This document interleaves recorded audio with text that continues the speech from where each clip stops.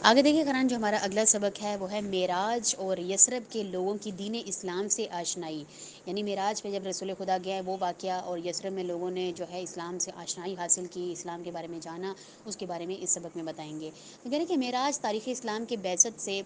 عہد ہجرت تک کے دور میں جو اہم واقعات رونما ہوئے، جن میں سے ایک واقعہ معراج ہے. یہ کب پیش آیا، اس کے صحیح اور دقیق تاریخ کے بارے میں اختلاف ہے. بعض نے لکھا ہے کہ یہ بعثت کے 6 ماہ بعد، اور بعض کی رائے میں بعثت کے دوسرے، تیسرے، 5ویں، 10ویں یا 11ویں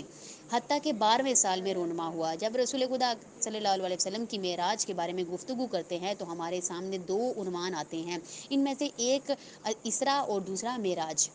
واقعہ اسرا یا رات کے وقت رسول خدا کے مسجد الحرام سے مسجد الاقصی تک کے سفر کے بارے میں قرآن مجید کا صریح ارشاد ہے، اور آیت ہے بسم اللہ الرحمن الرحیم سبحان الذی اسری بعبدہ لیلا من المسجد الحرام الی المسجد الاقصی الذی بارکنا حولہ لنریہ من آیاتنا. یعنی پاک ہے وہ ذات جو راتوں رات اپنے بندے کو مسجد الحرام سے مسجد اقصی تک لے گئی، جس کے ماحول کو اس نے برکت دی تاکہ اسے اپنی کچھ نشانیوں کا مشاہدہ کروا سکے. صرف ایک بار نہیں قرآن بہت بار، جو میں نے ڈیجٹ پڑھا تھا وہ میرے ذہن میں نہیں، لیکن بہت ذرا جو تقریباً 50 سے 60 مرتبہ جو ہے حضرت رسول خدا کو معراج جو ہے معراج پر گئے تھے، آسمانوں کی سیر کروائی گئی تھی خداوند متعال نے. یہ تو صرف ایک کا تذکرہ یہاں پہ، 1 یا 2 کا تذکرہ یہاں پہ کیا گیا، لیکن جو اگر دقیق بندہ کرے نا،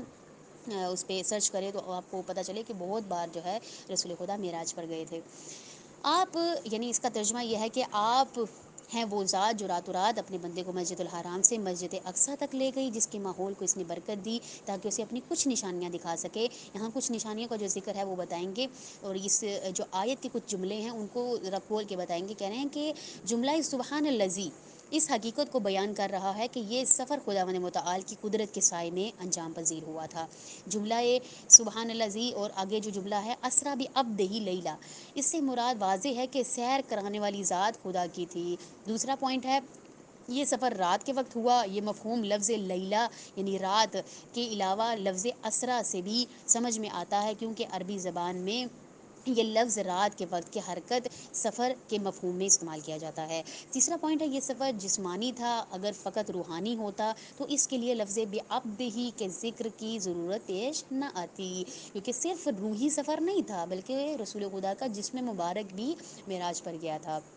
مذکور آیت کی روح سے اس سفر کا آغاز مسجد الحرام سے ہوتا ہے اور اختتام مسجد الاقصی پر، اور آخر میں اس سفر کا مقصد یہ بتایا گیا ہے کہ اس سے خداوند متعال کی نشانیاں دکھانا مقصود تھا. معراج اور ملکوت اعلیٰ کی سیر بہت سے کا واقعہ بھی محدثین اور محرخین کی نظر میں اسی رات میں ہی وقوع پذیر ہوا. ہر چند مذکور بالا آیات سے مکمل طور پر یہ مفہوم واضح نہیں ہوتا کہ لیکن سورہ نجم کی چند آیات اس واقعے سے متعلق بہت سی روایات کی مدد سے اس بات کا پایہ ثبوت کو پہنچی ہیں. چنانچہ علامہ مجلسی متعلقہ آیات بیان کرنے کے بعد معراج کے بارے میں لکھتے ہیں کہ رسول خدا کا بیت المقدس کی جانب عروج کرنا اور وہاں سے ایک ہی رات میں آسمانوں پر پہنچنا، اور وہ بھی اپنے بدن مبارک کے ساتھ، ایک ایسا موضوع ہے کہ جس کے وقوع پذیر پر آیات اور متواتر شیعہ سنی روایات دلالت کرتی ہیں. اس حقیقت سے انکار کرنا، یہ اس بات کی حقیقت کی روحانی معراج کی تعویل پیش کرنا یا اس واقعے کا خواب میں رونما ہونے کا عقیدہ رکھنا اس بات کی غمازی کرتا ہے کہ کہنے والے نے پیشوایان دین کی کتابوں کو دقیق مطالعہ نہیں کیا، جو کہتے ہیں کہ صرف خواب میں جو معراج ہوئی تھی ایسا نہیں ہے، بلکہ خود آیت نازل ہوئی ہے اور اس میں صرف خواب نہیں بلکہ جسم مبارک کو بھی جو ہے معراج پر لے کے جایا گیا تھا، اور خود حقیقت ہے یہ. یہی بات اس کے ایمان کی سستی اور اعتقادی پر کمزوری پر مبنی ہے، یعنی ایمان کی کمزوری اگر اس بات پر عقیدہ نہ رکھا جائے. آگے دیکھیں حضرت ابو طالب کی وفات کے بعد قریش کا رد عمل کیا تھا.